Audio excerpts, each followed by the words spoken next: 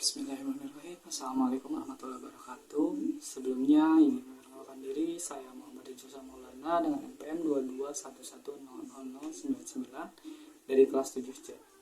Pada kesempatan ini saya ingin mempresentasikan materi tentang 7 pilar komunikasi bisnis.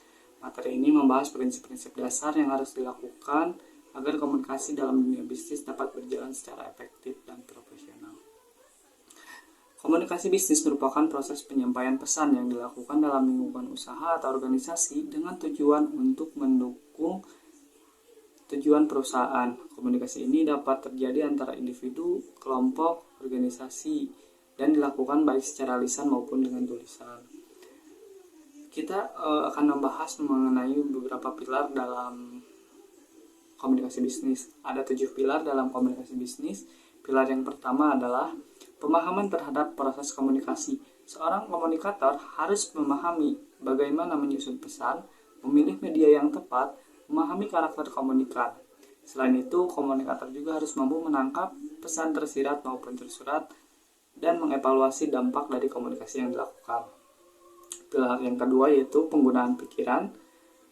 Dalam komunikasi bisnis, kita harus berpikir sebelum berbicara atau think before communication.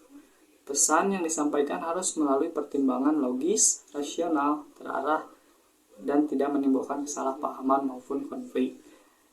Pilar yang ketiga yaitu memahami bahasa. Bahasa merupakan alat utama untuk komunikasi.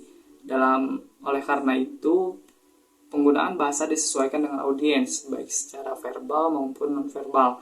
Kesalahan dalam penggunaan bahasa dapat menyebabkan pesan tidak tersampaikan baik dan bahkan dapat merugikan perusahaan.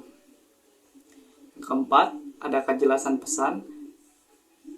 Pesan dalam komunikasi bisnis harus disampaikan secara singkat, padat, dan jelas. Penggunaan kalimat yang berbelit-belit dapat menimbulkan perbedaan persepsi antara komunikator dan komunikan.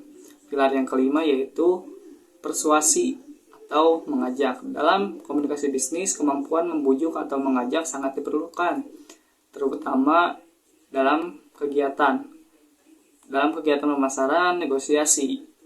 Persuasi yang efektif membuat audiens merasa memiliki pilihan dan akhirnya bersedia menerima dan menyetujui pesan yang disampaikan. Pilar yang ke-6 yaitu adalah kelengkapan pesan. Pesan yang disampaikan harus disampaikan secara lengkap dan utuh, tidak ada informasi penting yang disembunyikan. Kelengkapan pesan sangat penting untuk menghindari miskomunikasi dan menjaga kepercayaan hubungan bisnis. Pilar yang ke-7 yaitu keinginan baik atau good thinking.